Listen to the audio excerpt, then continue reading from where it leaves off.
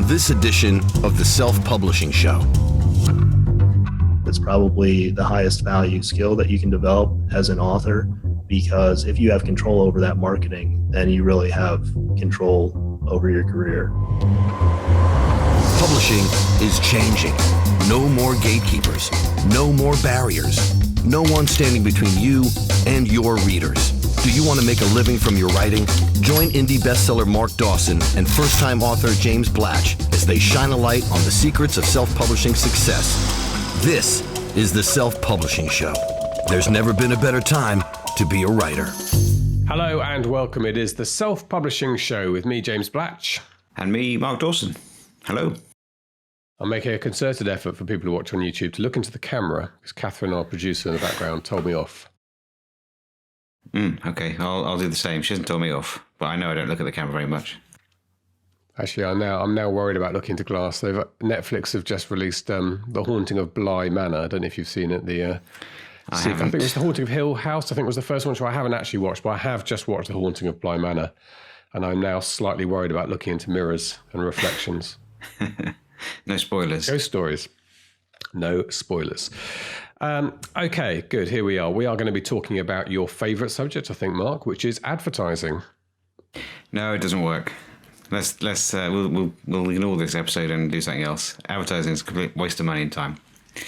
Facebook ads don't work. Amazon ads don't work. We get these posts every now and again from people.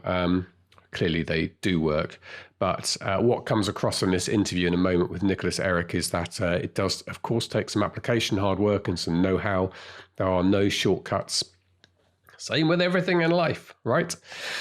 So we've got that to come today, but we have a special thing to talk about, which is that our editing suite of courses, which is 2 at the moment, which is Revise Your Book. Fantastic course by Jenny Nash. Good premium quality course on your structural approach to revising, to go from good to great is the kind of catchphrase, a tagline for that course.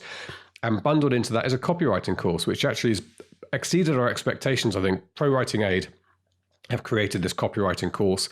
And so we initially thought it'll be for people who use Pro Writing Aid, but actually the copy editing course, I should say, not copywriting, that's a different thing.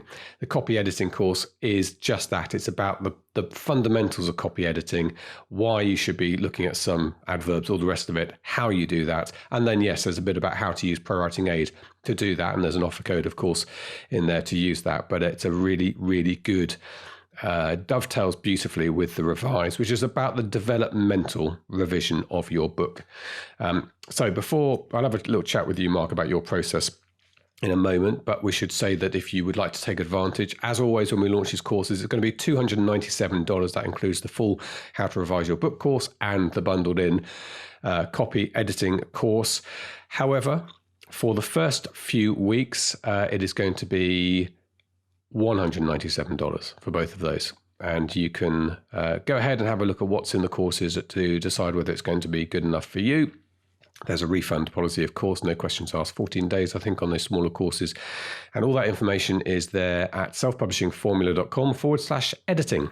Make clear that that's the price for 2 courses. It's not 2 separate courses, both at that price. It's both courses for that price. So it is. Yep. It's really good value. And I've seen I've seen both courses, and they're both really good. Jenny's an excellent teacher. It's a really well put together course, and we've had, I don't know how many people have taken the course so far. We had maybe 10, I suppose. We were kind of very, very quiet and did a little beta testing to start with, and the feedback has been really strong, which is great. And then on the copywriting, it was quite funny. We actually had to tell Pro Writing Aid that they ought to put something in about Pro Writing Aid.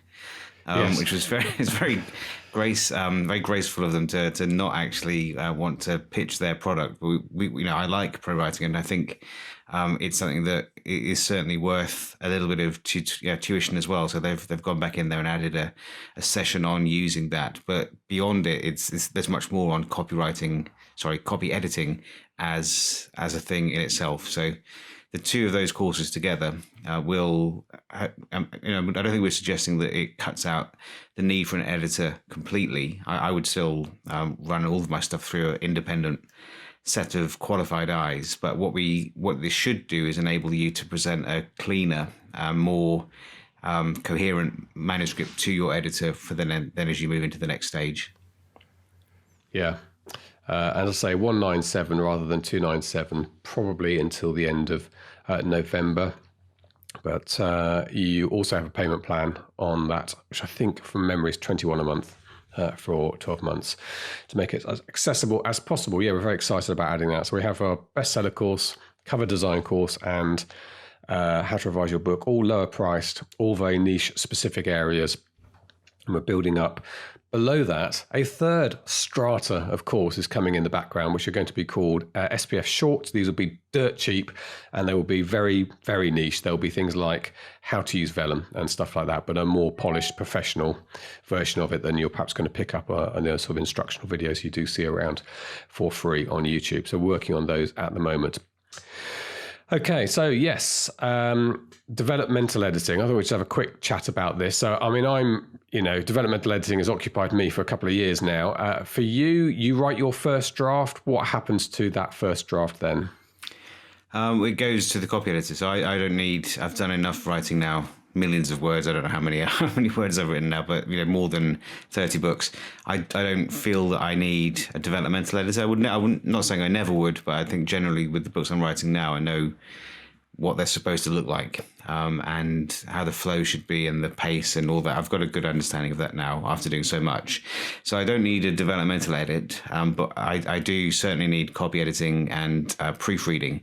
So I think we've probably mentioned this on the podcast before, so I won't go into too much detail, but it's just, I've just had a new Milton book, which will be out next month. I just had it back from my copy editor, and yesterday I went through it. I went through her suggestions, agreed with 99.9% of them pretty much. And just adding an epilogue today, then that book, hopefully by the end of today, will be formatted in vellum and then sent out to my advanced team, and they will then come back with their comments, and then I'll tweak it, and then it has a proofread to make sure that I haven't introduced errors during the edit, and provided it goes through all of those stages without any kind of big issues popping up, then it gets released. So looking pretty good at the moment. So yeah, out of interest, roughly how many copy edits do you get back? One. No, I mean individual edits in the manuscript. Oh, actual edits. Yeah. Oh, I don't know, 400 or 500. Okay, but there's a very small bits. Usually consistency issues. Occasional typos will get picked up. It's nothing very significant. I mean, occasionally, I had a scene set in a tab block in this new book, and over the course of drafting the book, I got the numbers of floors wrong. So I had a lift that went up to a 13th floor at the start of the book, then the 12th floor was the top floor at the end. So those kinds of things that I slipped through, that's something that my copy editor will always pick up. And if she didn't, then I'm absolutely sure my advanced readers would pick it up. And so you can go through all of those individually and reject or accept them? I can do. I looked through it, but I've worked with my copy editor for a long time now, 5 years probably, and we know each other very well. I trust her completely, and I'll skim them quickly. It doesn't take me too long. I think to go through that copy edit probably took me about 2 hours. And that was just basically, I will reject a few, or don't accept them. I'll just kind of reject a handful if I don't agree with them. And then at the end, just accept everything else that's been left. So it's not a painful process. And going back to the development side of things, when you're writing your first draft, how much do you go back and fix developmental issues as you go along? I don't really have that. I mean, it depends what you mean by developmental issues. I mean, things like characters and pacing and dialogue. Yeah, what kind of areas are you thinking about? It might be something like, so the character was the journey didn't work properly. They were too one-dimensional. So you need to start them off differently in a different place. Or that never happened. They should have met at a different point because you've changed the way the story's going to go. You never have any of those developmental moments. No, not really. Certainly not the first.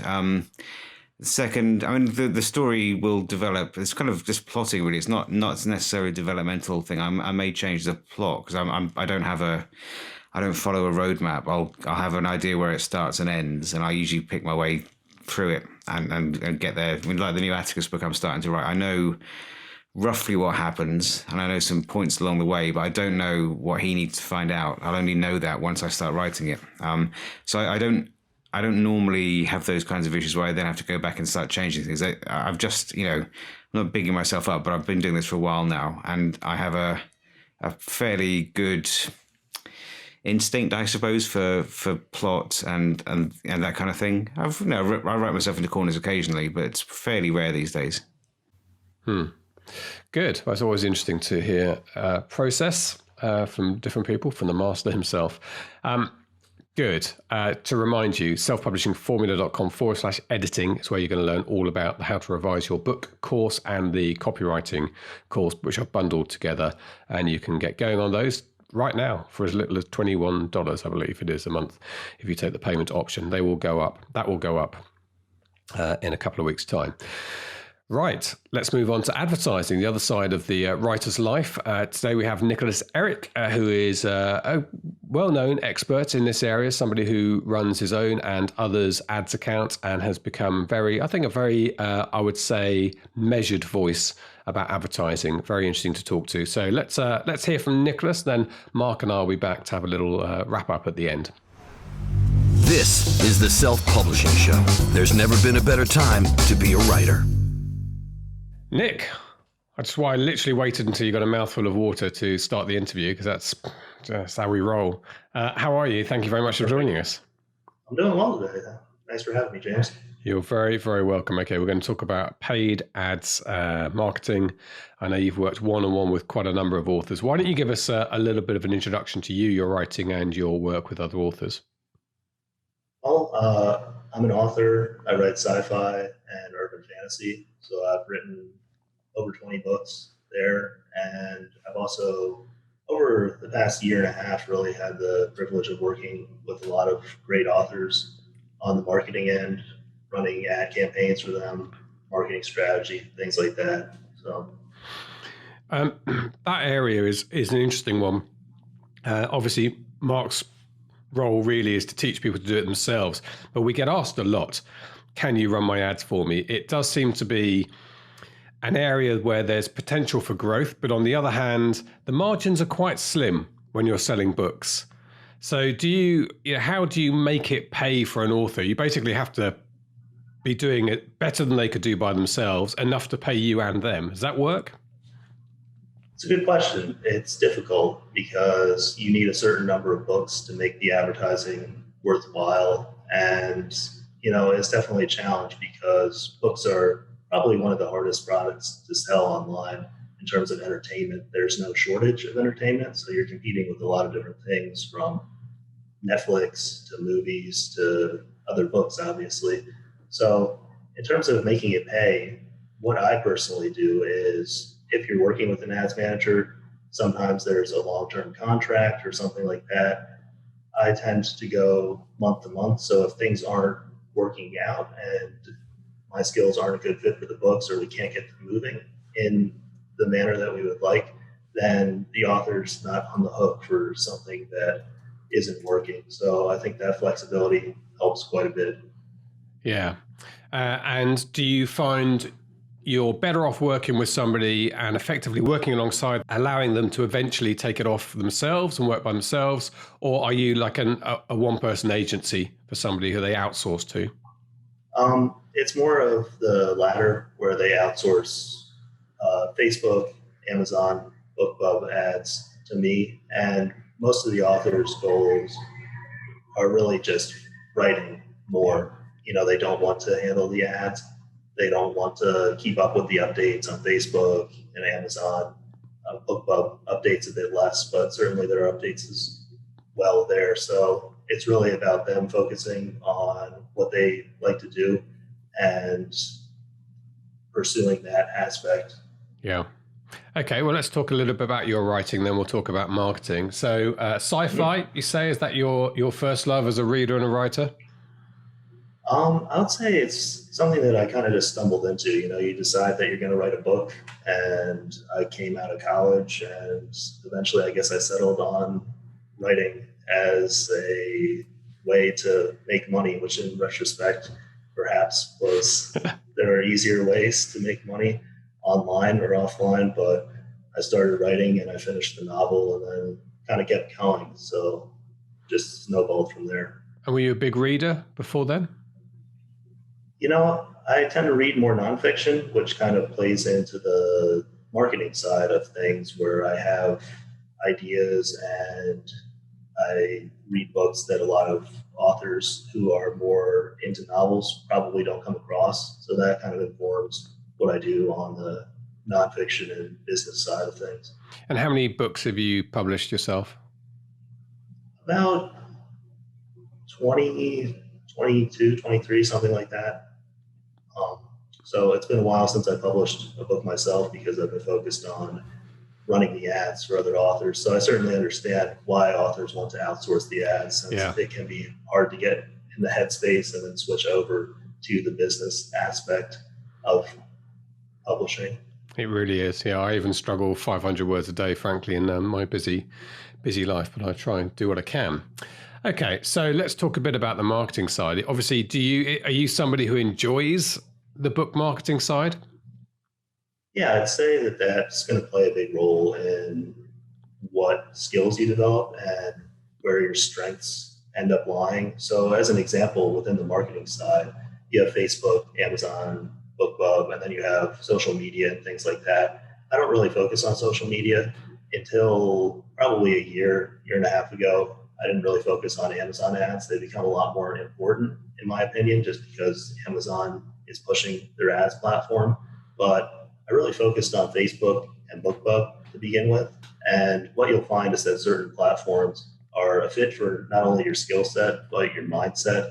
And that's really important in terms of maybe enjoyment isn't the right word for most authors, but at least you want to find something that's bearable, because otherwise it's very hard to keep going, especially with the marketing, because oftentimes in the beginning, you're paying what amounts to tuition to learn, which I guess is a nice way of putting losing money to Facebook and Bookbub and Amazon and so forth until you get the skills required to market your books effectively.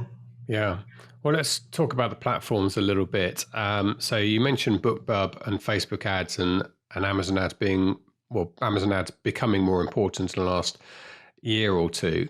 As a snapshot at the moment, I mean, this is difficult. I find this is difficult because I talk to a lot of authors, and some authors just are crushing it on Facebook and Amazon ads are dead to them, and quite often vice versa. And I find it very hard to pick out whether it's a genre thing or whatever. It seems to be no rhyme or reason. Do you find that just some books lend themselves to some platforms?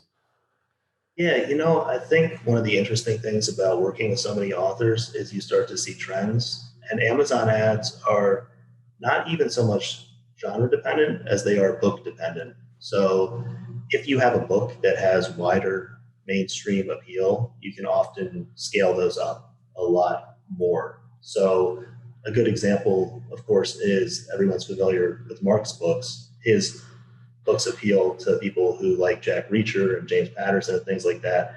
Those generally are going to be more successful in scaling up the ads, which is one of the main questions I get about those. How do I make the ads spend, right? Whereas Facebook and Bookbub, they'll spend your money regardless. Sometimes you might not want them to after you see the results, certainly, but Amazon, I think it really hinges on the book, and you just have to test different books. The books that work well with Amazon tend to work really well. And then the other ones that can be quite effective are if you have a specific type of book in a very specific subgenre, because you can target exact books and titles and authors, and that is very helpful. So sometimes when you're in the middle there on Amazon, it can be a little bit difficult to get the traction that you want to make it worthwhile, because I find that Amazon ads are very hands-on. They take a lot of time managing the keywords, making sure that they're spending, that they haven't stopped, that they're not spending too much, that sort of thing as you try to scale them up. So I think that that's why sometimes authors gravitate towards Facebook. If you give Facebook $50 a day, you know it's going to spend, and you know that the results are going to maybe not be consistent, but more consistent than what you often find with Amazon ads, where it might spend $10 and then it might spend $50 and then it might spend $30. there's a lot of variability there. Yeah. Okay, well, let's talk about Amazon Ads a bit further then. So I think one of the issues with Amazon Ads is people start at the beginning with the keywords, and they might start with an auto campaign at the beginning, but once they move on to keywords, they sit there and they think they know, if they think hard enough, who their books are like as people and subjects to target in terms of keywords. But you're always aware as an author that you don't really know who your audience is, at least until you've not got a few years under your belt of being surprised by where your audience is. So how does an author who writes action and adventure and picks out a couple of other Indiana Jones type authors, how do they then start fishing wider without it just being a waste of money? Yeah, that's difficult, especially in action, adventure, crime, mystery, thriller. Those can be both the easiest and most difficult to advertise because you have so many options. So if you find something that works and resonates, then you can often scale that up rapidly. But finding what exactly works in that vast sea of options is extremely challenging and can be expensive. So in that instance, what I generally recommend with the keyword or ASIN targeting is finding things that match your book's subgenre very closely. So an example from urban fantasy, since I write urban fantasy, I have books with a male protagonist. I would target those at the beginning to other authors and other books who primarily write books with a male protagonist. And then I would slowly expand that circle to books, urban fantasy books with a female protagonist. And then you can slowly branch out from there. But I think where people get in trouble is that they shotgun out too much. So an adjacent genre to urban fantasy is paranormal romance. And they might throw those books in there, reverse harem. They might go into lit RPG. You don't need actually that many targets a lot of the time to run Amazon ads. Most people's goal isn't to scale up to $100, $200, $300, $400 a day, generally speaking. They're just trying to get the Amazon ads to spend $30 or $40 or $50. And you can do that actually pretty effectively by maintaining a fairly tight keyword or ASIN targeting and just building that over time. I think that the reason that people don't do that is it's very time consuming because you have to go in and I have to have a knowledge of the subgenre first, which takes time. But also, for example, if I'm looking for indies, an example of someone who writes that type of male protagonist book is Shane Silver's and his Nate Temple series. So I have to go in and then I have to either pull all the titles by hand or pull all the ASINs for that specific series by hand. And that's not exactly scintillating work, if we're being honest. And it is time consuming. And it can be very frustrating too when you do all that work and then the ads don't serve or they get 2 clicks in a month, that sort of thing. So there are upsides and downsides to that approach. I've certainly been there filling up spreadsheet columns with books in a series and merchant words and everything else and getting a decent list from one author. Also on Amazon ads, how are you finding the dashboard reporting now in terms of its true reflection of how your book is doing, particularly if it's in KU? We now have page reads, but I think I'm still seeing it underreporting the reality of how well the book's doing. Obviously, there's read through to take into account. How do you find the dashboard? Yeah, this is a great question, and it's one that I see authors discuss a lot. I think there are 2 primary reasons why people think that the dashboard underreports. The first is that the attribution window for sales and KENP read is 14 days. So it can just take time for those to basically register. The second is that you get a tremendous organic visibility boost if you've scaled up your ads to a decent amount per day on Amazon. They can produce a ton of borrows that may not necessarily translate into a ton of page reads, but your rank is increasing. And that has essentially halo effects in the store where you're more visible. So you are getting indirect sales, borrows, reads as a result of what you're doing with the Amazon ads, but it's not going to show up on the Amazon ads dashboard because they're actually organic.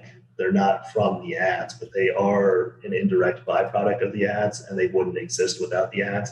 And that's probably the trickiest part of just advertising on Amazon and advertising in general, in that organic effect on Amazon, if you capture it, is so incredibly powerful, but it's very hard to account for. Yeah. So the answer to this is a spreadsheet where you feed in your own external factors and try to use the limited data you've got to get a real world picture.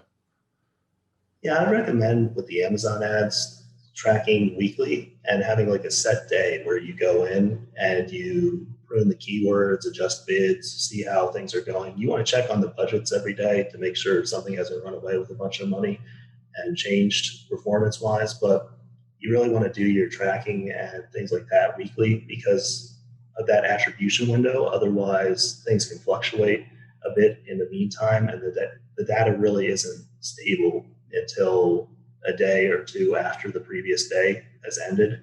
And that prevents people from making decisions that are based on data that actually isn't accurate, which you to avoid if possible. So I found that is helpful from not only getting better results, but also streamlining the management process, because otherwise, if you're in there every day managing things, it can take an hour and a half of your time easily. Yeah, and that's interesting. I mean, you mentioned the attribution window being a couple of weeks. So there's the potential for, if you go in to look at yesterday, today, that will continue to change for 2 weeks after you've looked at it. Yeah, I think it's hard to tell exactly from Amazon's help documentation how exactly that works. The KENP, I believe, is a little bit different because the KENP people can read offline and then it can sync and things like that. So what you'll actually see is if you turn off an ad with the KENP read, it'll continue getting KENP after the ad is off. So that's important to know. If you've scaled up aggressively and then are scaling back, that can be deceiving. And that if you say we're at $300 a day and getting 20,000 reads from your ads, and then you scale back to 100 for a couple of days, you might still be at around 20,000, and you can be misled into thinking that your ads are now a lot more efficient after that scale back, but really it's just the device is syncing and the attribution window. So there are little quirks to it that you pick up as you run more ads. And I think that the way you find those is just you have to run the ads, because it's a little bit difficult to parse out from the help stuff. Although I will say that Amazon's help documentation is pretty useful. Yeah. If you take a look at it, they try to really explain what's going on. It is, of course, a bit dry, but the information is pretty good. Yeah. Okay, well, let's talk about Facebook, which is when I first met Mark, it was Facebook ads that took him into the earning bracket of being able to live as an author. So he's very fond for that reason on Facebook. And it's took a backseat, I think, a little while to Amazon ads, and probably still is. But Facebook's still an important platform for him. For the books I market for Fuse books, which are 6 sort of this sci-fi stroke future dystopian books, they live and breathe off Facebook ads rather than Amazon ads. I mean, it's a vast majority of my spending. So the Amazon ads platform works fundamentally differently, as you alluded to earlier, in that it will go for impressions and spend your money. So if you put $200 a day, it will spend $201 or $199, roughly $200 a day. No problem at all. So what you're looking at, I guess you're going to tell me, Nick, is you're looking at the cost per click, the click-through rates. Are these the key metrics when you first start running those campaigns? Yeah, with Facebook, you definitely want to set the budgets to what you're willing to pay, because they will spend that. The main metric I look at is called unique outbound CPC. So what's reported on the default dashboard is just CPC, but as you run the campaigns for longer, it will count people who clicked on the ads multiple times in that. So that's totally fine having people click on the ad multiple times, but they can obviously only buy the book once, generally speaking. So you want unique people. And what you'll find is that the CPC will diverge from the unique outbound CPC as you run the ads for longer. So this is especially important if you're launching aggressively, or if you just have ads that have run for a month, 2 months, 3 months, they're going to be getting in front of the same people. And then the other metrics, you can also add unique outbound CTR, which uses unique outbound clicks, and then you would have unique outbound clicks as well. CTR wise, I don't tend to focus on that unless something is disastrously wrong. So CTR is actually very important on Amazon ads because it's a gauge of how relevant the ASIN and keyword ads are. I don't worry about that for auto and category ads on Amazon. On Facebook, I tend not to worry about it unless it's very low. What you're going to find is if you run something with the book cover on it, which is what I recommend on Facebook to ensure that conversion isn't exceptionally low, is that the CTR is going to be significantly lower than if you run a stock photo.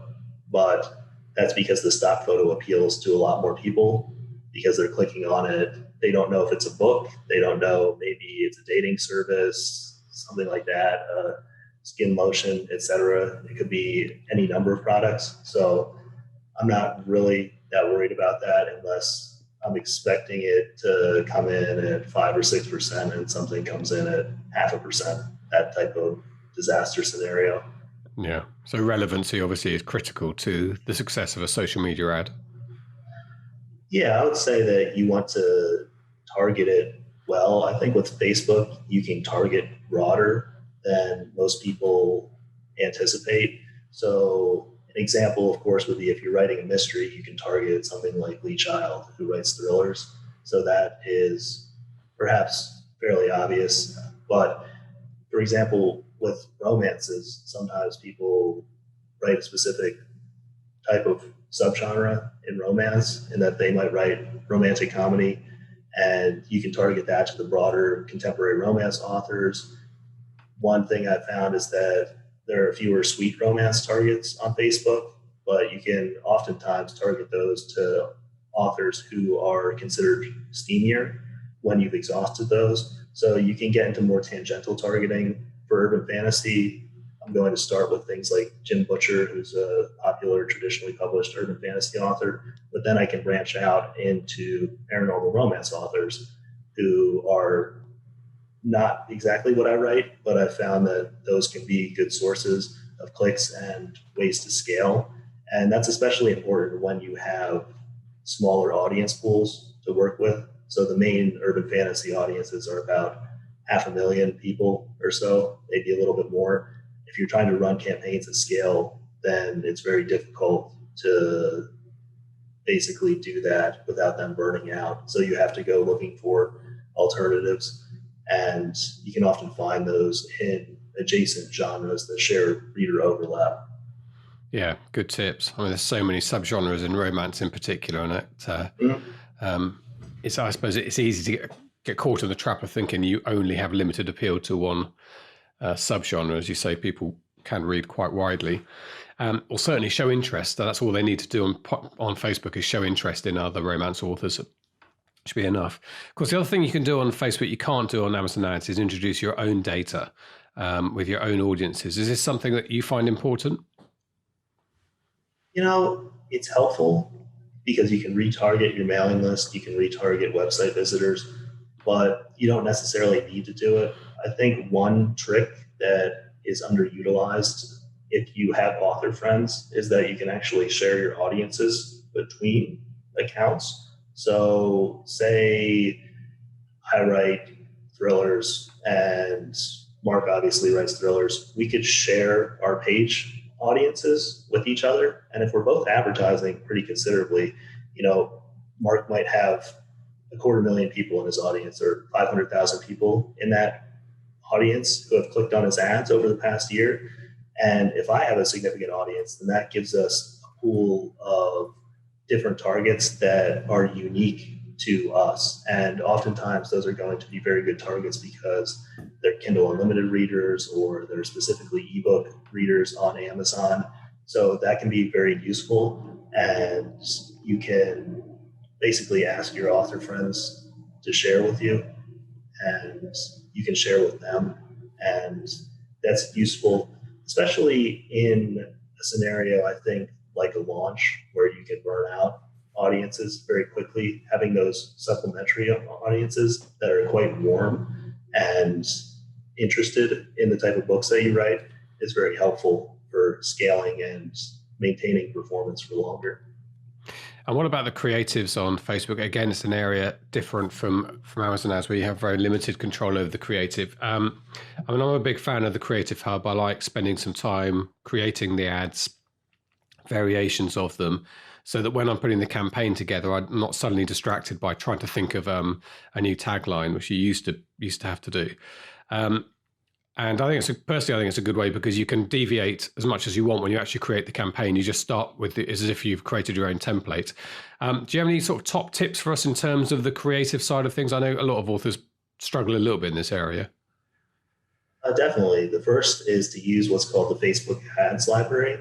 So you can look that up, and what that allows you to do is type in any author's page, and you can look at the ads they're currently running. You can also Google search their author page and then go down to page transparency. So you can see their ads and get inspiration from that. That's a good source. What I like to do is look at people who have been successful for a long time, because that means that their campaigns have been running for a long time. I don't want to be refreshing campaigns on Facebook every week or every couple of days, unless it's a launch scenario. That is very time consuming, and it can be often difficult to find what converts. That's the main problem on Facebook. So when I have something that converts, I want to run it for a while. So those are good sources for things that have run for a while. The other tip that I would recommend is I start essentially every campaign that I run with a very simple approach, and that's the book cover on the book cover background. So if you don't have that from your designer, you can ask for it. Sometimes they'll give it to you for free. Other times it's a relatively nominal fee of $25, $50, but it's very versatile for marketing. So you can use that for a lot of things. I would recommend getting that. And I typically start with that. If you don't have the book cover background, what you can do is blow up the book cover and try to figure out a way to basically crop it where there's no text. And that I've found is very effective. It's very quick. It tends to convert the best. And then for the copy, I use the book blurb or a piece of it. So I'll use the first 90 or so words of the blurb or the tagline, something like that. And that combination is not only fast to put together, but it has exact congruence with the Amazon page, and that they click on the ad and then they're taken to the Amazon page and they see the book cover that they just saw. They see the blurb and maybe they continue reading it if you only gave them the first 90 words or the tagline, but they're not jarred. And sometimes the problem that people have with the Facebook ads, especially the stock photos or very clever pieces of copy, is that someone thinks that they're clicking on a completely different product, and then they get to the Amazon page and they're either confused or it's not what they wanted. So if you confuse the potential buyer at all, they're generally not going to stop and figure out what you're selling and whether that book is for them. There are 7-8 million other books that they can try. So you really have to make that as streamlined and one-to-one as possible. So that works from a time perspective. That takes 5 minutes to put that together, but it also works just from a results perspective. I find that is almost always the most effective approach. The other thing that can work well for a conversion, which is what I'm focused on Facebook, is excerpts. So with those, you want to have a little bit of dialogue in them, preferably at the start, because that introduces the character conflict. It also introduces white space, which is important because people skim on Facebook. And then the same principle of writing applies, where you end the excerpt on a cliffhanger to leave them wanting more, to go over to Amazon, where they have to buy the book to satisfy their curiosity. So if you have a really good conflict-heavy piece of writing from the book, you have a great scene, that can be a really good thing to run in the Facebook ads. And those might cost you a little bit more, but conversion-wise, they can do quite well. That's interesting. So you talk about quite long descriptions, copy here, whereas I think I've been using quite short, pithy taglines for my ads. Yeah, I think I probably tend to use 100, 150 plus words a lot of the time. Sometimes it's shorter, but oftentimes, especially with the excerpts, I might go fairly long. And I think people make the assumption that people won't read it. And that's true for the majority of people. But the people that you get to read it are exactly who you're trying to reach out to. So it's really about trying to get your target reader interested, and they're quite effective for that. Certainly I'll try taglines sometimes. I think what I find is that it's very difficult to write a good tagline.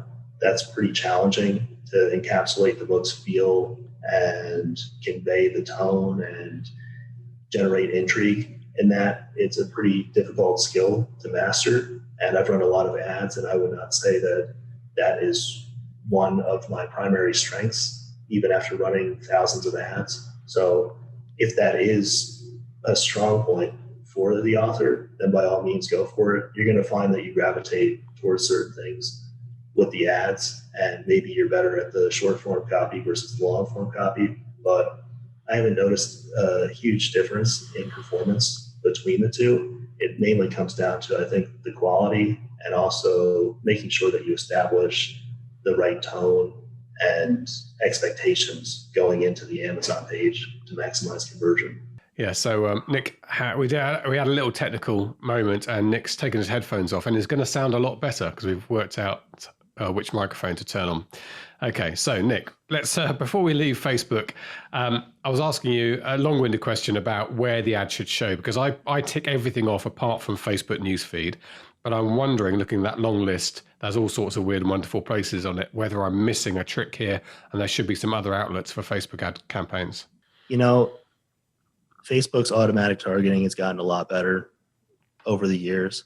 So if you look at recommendations for e-commerce, what the general best practice is to use the automatic placements. The issue with what we do is that we can't install the Facebook pixel on Amazon. So it gets no information from Amazon about what's converting and what isn't. So when you're choosing traffic, which is the objective of the campaign, that's optimizing solely for the cheapest clicks. That's not the same as clicks that convert. So if we could choose the conversion objective and use that to essentially teach Facebook what people to target for books and generating sales, then I think that would be great, and we could use the automatic placements.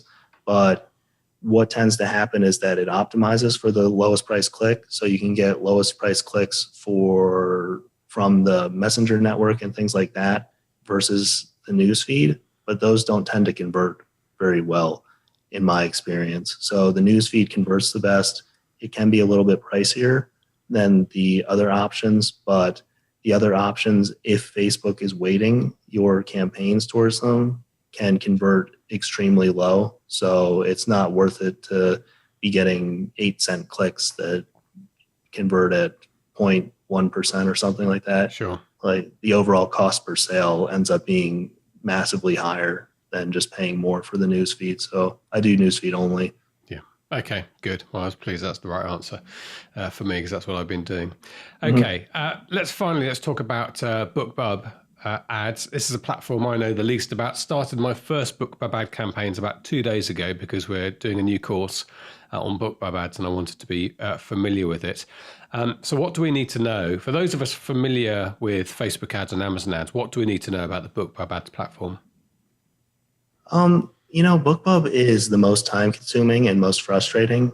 It's also my favorite platform by far. So those statements don't seem to align with one another. And this goes back to at the beginning where I talked about not only playing to your strengths, but also you're going to find certain things that you enjoy and certain other things that you don't. And that's not necessarily a strictly rational time-based decision. There are just certain platforms where you like the reporting, you like the kind of feel of what you're doing. And the main thing I like about Bookbub is just that the ads convert. So you really have to only focus on the traffic side of things, getting your CTR on Bookbub to a reasonable level. And that alleviates a lot of the stress of, on Facebook, you're always in the back of your mind thinking, is this converting? Is this translating into page reads? That sort of thing. Whereas with Bookbub, especially when you're running a deal, you can be pretty confident that your ads are converting, and you can really see it on the dashboard if your ads are running, that you start to see those sales pile up, which is both satisfying, but it's also a great reliever of stress, and that you don't have to worry about that aspect. So I like Bookbub a bit. I will say that it's very time consuming. The thing that people underestimate about Bookbub is how much you have to test. So they'll come up with, say, 3 audiences that are exactly like their book, and then they'll spend $5 or $10 on them, and the clicks will cost them $4 or something ludicrous, and they'll never try it again. So it can be a very sobering experience in that regard, but you have to test dozens, if not 100 plus type of audiences in some instances, especially for something broader like thrillers and mystery and crime. That tends to be the hardest to advertise on Bookbub and get an effective CTR. So you really need to be relentless in your audience testing and also your creative. So in the beginning, getting that match between the creative, where you're trying to find something that works there, and then an audience, can be a little bit random, because you don't know if it's your creative that's impacting the CTR and making that quite poor, or if it's just a bad audience. So for audiences, I tend to start with indie authors who are 3,000 to 25,000 followers, or readers, I guess they're called on Bookbub. And that is not a foolproof approach, but it does weed out a lot of the really bad performers, in that someone who has 100,000 or 200,000 followers on Bookbub, they likely had a couple free Bookbub featured deals, because those get added to the audience, and those people might not be huge fans of that author. They might not be huge fans of that subgenre. So by going a little bit narrower there, you're more likely to get people who are actually fans of the author. And then one trick I do use for the audience targeting is you should subscribe to the Bookbub email, and then at the bottom, go and see who is currently advertising on Bookbub. Generally speaking, I find that the best targets are other authors who are advertising on Bookbub in your subgenre. Reason being is that when someone clicks on an ad, they're added to that person's audience. So if that person has run quite a few Bookbub ads, their audience is essentially comprised of people who like that subgenre and also click on Bookbub ads, which is exactly the combination you're looking for. Top tip, that. So just give me those figures again. You tend to look for authors at the beginning between, did you say between 3 and 25,000 readers? Yeah, 3 and 25,000, yep. Okay. That's interesting. So I'll have to go and have a look at, I think I somehow created ads that didn't serve for the first 48 hours anyway. I haven't really gone back and looked at them properly, but I will see what I've done wrong there. So a mixture of, you do target authors and genre, or would you have those in separate campaigns? Yeah, I generally target the author and the genre. So the genre acts as a narrowing filter. For example, if we target Alona Andrews, who's an urban fantasy author, she also writes some paranormal romance type of books. So if I only want to target her urban fantasy audience, then I could just select supernatural suspense, which is where urban fantasy lives on Bookbub, and that will narrow things down. So generally speaking, I'll always do that. Never target by genre alone. That is super ineffective. So if you give Bookbub $20, it's entirely possible, and target, say, the crime genre, it's entirely possible that you'll spend that $20 and get 0 clicks or 1 click or something like that. So it's just too broad, but it's useful in conjunction with the author targeting. Yeah. So they're the 3 main platforms. How do you feel at the moment in terms of the market? Is it buoyant? Do you hear, some people will come on and say, "Oh, the good days are gone. You can't make money anymore." Other people come on and show that they're killing it. What's your general feeling on the optimism pessimism scale? It depends on what day you ask me. But I think part of the frustration is that you can spend a lot of time setting up ads and testing things and then not get the results you want. And then it feels like it's taking time away from writing. But the core principle of all the platforms has never changed in that you have to do that testing. It's so key to your overall results. And certainly the market has become more competitive. But if you can commit to that, then that process will lead you to the audiences and creatives and converting ads that you're looking for. It just doesn't necessarily happen on a 1 month time scale or 3 month time scale. Sometimes it can take longer. And sometimes you find that the books that you were advertising aren't a good fit for ads, that you can't make them profitable. That should certainly be stated. You can't make every single book or series profitable. But overall, what I've found is that the ad platforms are definitely still effective. I use them every day running ads for clients. And one thing you'll find is that, yes, there are fluctuations. So one thing with Facebook earlier in the year, because of coronavirus, a lot of authors, or not authors, big advertisers rather, pulled out and pulled back their ad spend. So click costs dropped a bit. And then over the summer, some of those bigger advertisers came back, and then click costs rose. Whether that's because of that specifically or another factor, it's hard to say. But definitely over the summer, if you were trying to scale up your ads, they were spiking in CPC much faster, where they jump up to 30, 40, 50 cents much quicker than usual. So you'll find things like that where outside events or things outside your control sometimes affect the results. But one of the useful things about having multiple options is that if that's the case, where one platform doesn't work for a book or one platform suddenly becomes expensive, you can shift gears a little bit and move some of your spend over to Amazon ads, or put together a discount campaign and run some things on Bookbub to get things started. So having options, I've found, is very helpful, because then you're less affected by algorithmic changes or platform shifts, anything outside your control. So you have to work at it, basically. Yeah, unfortunately, there's no, I guess, shortcut.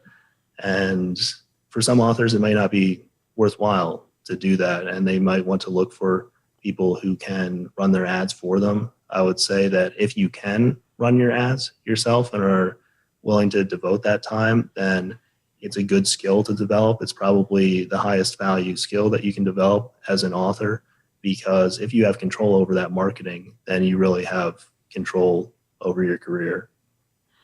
So on that subject, how many authors do you tend to look after, Nick? I keep it pretty narrow in that I can't scale up that much, since I'm just running the ads myself. So it's not a situation where I outsource the work to other people. At this point, it's just me, and that makes it tough to scale up beyond a handful of authors at a time. So typically I'm working with somewhere between 5 and 10 authors in various capacities. But beyond that, you're managing a lot of ad platforms. So it's Facebook and Amazon, and sometimes you have little glitches that you run into where you have to put out some fires, the algorithms change or whatever. So just being able to manage that and keeping things under control. I only work with a few authors at a time to make sure the results are good. And how easy is this technically? Do you run ads on your own account for other books, or do you have to have the keys? Basically, the login will be a user on everyone else's account. I'm trying to think of the practicalities of doing this. Yeah, so I run them on the author's account, and I would recommend, if you're working with an ads manager, to do that, because then you get billed directly to your card, so you know exactly how much you spent. But more importantly, you have the creatives, you have all the data, and that's very valuable if you want to go in and look at what they did and learn from it. And also, if you hire someone else to run the ads in the future, you can pass that off to them, and they can look at what the previous ads manager did. So that's very helpful. On Facebook, you don't have to give anybody your password. You can add them without any sort of password exchange from the dashboard. Amazon works the same way. So you can add editors and administrators to your ad account. Bookbub doesn't have that feature at this point, so you do have to give your ads manager the password if you want them to manage your Bookbub ads. But the other two can be just managed without any sort of passwords. Okay, Nick, and finally, how do people get hold of you if they're interested in your services? You can visit my site at nicholaserik.com. That's Erik with a K, Nicholas. So you can check that out. I have a bunch of resources for indie authors in terms of marketing guides and things like that. I also have a sometimes weekly newsletter. It depends on the week, but you can sign up for that. That's free. And you can also reach out at nick@nicholaserik.com if you want to get in touch with me about something. Superb. Nick, thank you very much indeed for joining us tonight. Sorry about the hiccup in the middle of it, but we got nice clean audio, Nick, at the end. So yeah, it's a tale of two halves here. Yeah. So hopefully that's a lot better. And great talking with you today, James. This is the Self-Publishing Show. There's never been a better time to be a writer. There you go. There's Nicholas Erik. And from memory, I think that we had a microphone issue at the beginning of that interview, but we did sort it out. And the sound quality got a lot better. So quietly measured guy, Nicholas, but has his head down in the platforms. And I tried to gauge from him towards the end as to where, is he optimistic about everything? Or, you get people, as we discussed at the beginning, who just write it all off as being it's too competitive, you can't make money anymore, all the rest of it. And he's definitely somebody who believes in the platform, definitely says that they can work for you, but does reiterate that the devil's in the detail. You have to get into the weeds with advertising, and there is no shortcuts. I mean, I'm running our Fuse Books advertising account, and I'm at the stage where I go into every day. I spend at least every day looking at the figures from the previous day and the trends, and then twice a week probably into the actual advertising platforms as well. And I don't think there's a substitute. It's not fire and forget, unfortunately, unless you employ, I guess, someone like Nicholas. Yeah, I suppose so. No, you can't. There aren't any shortcuts, that's for sure. I mean, I still do the same thing myself, going in every day. It doesn't take too long these days, but I did spend a bit of time last night. I've been chatting with Alex at Kalytics. We've had a couple of conversations. I've been thinking quite a lot about the keywords that we use in Amazon ads and how I don't think this would be a topic for another day, but I don't think always the obvious ones, things like comparative authors, are a very good choice for lots of different reasons. And so Alex and I have been chatting out some ways to generate a different approach to keywords. And he sent me over yesterday, 2,000 or 3,000 keywords in German that I'm testing. So I set those campaigns up last night, and they're very different from the standard accepted. I will bid on the word lead child. The words lead child, they're very different from that, and there's quite a lot of thinking that's gone into it. And I don't think this podcast is necessarily the time to talk about that, but we will perhaps talk about it especially if it works. So, I'll come back and crow about it if it works. If it doesn't work, you'll never hear me mention it again.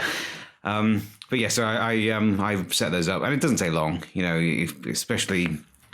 I had 3 screens at home, so I had the kind of the stuff I was picking from on the left-hand screen, middle screen was something else, and then a big kind of pro display with other bits and bobs, and just kind of dragging and dropping between the two or between the 3. And those campaigns, I think I ran about 10 last night, and I don't know, it took me maybe half an hour to set them all up. So we'll see what happens. Yeah. Well, I think that sounds like an episode, as you say. If things pan out and there's some learning from that, we'll have Alex and you on together and perhaps have a round table discussion on that. The other thing bubbling in the background, and I have to confess I haven't really had the bandwidth to properly delve into this, it's quite complicated, is the ROI calculator, which I know you've been working on with the guys over at Prestazon. Now, that's something we hope to get to a position that we can roll out, but it's still in its developmental stage at the moment. Yeah, so as you said, I've been working with Erik at Prestazon, and he's built a kind of a shareable Google sheet that we hope to be able to roll out, so that a free tool for people to pop in their numbers from KDP and work out what we think, or what we think is will be useful information to work out what the first sale of a book in a series especially might be worth, because I still think we don't always bear that in mind. So as I've mentioned before, I'll run campaigns, AMS campaigns to 200 to 300% ACOS, because I still think those are profitable, and that's how I justify that. So a useful tool, but it's not quite ready for prime time yet. We've got to kind of attack it a bit more until we get it right. Things to roll out in the future. Great. Okay. Thank you very much indeed, Mark. Thank you very much to our guest, Nicholas Erik. He gave his website address at the end, but I think it is nicholaserik.com. Erik with a K, Nicholas with an H. If you want to check out his work and possibly even contact him if you're in that market. That's definitely an expanding area. I think people who can run other people's Facebook and Amazon advertising accounts. So if there's a very good reason, if you're an author, just making enough, but not maybe enough from your own books, is to really get to grips with advertising and start being useful to other authors as well. I definitely think that's an opening. Good, that's it. All that remains for me to say, Mark, is it's a goodbye from him. And a goodbye from me. Goodbye. Goodbye. Get show notes, the podcast archive, and free resources to boost your writing career at selfpublishingshow.com. Join our thriving Facebook group at selfpublishingshow.com/Facebook. Support the show at patreon.com/selfpublishingshow. And join us next week for more help and inspiration so that you can make your mark as a successful indie author. Publishing is changing, so get your words into the world and join the revolution with the Self-Publishing Show.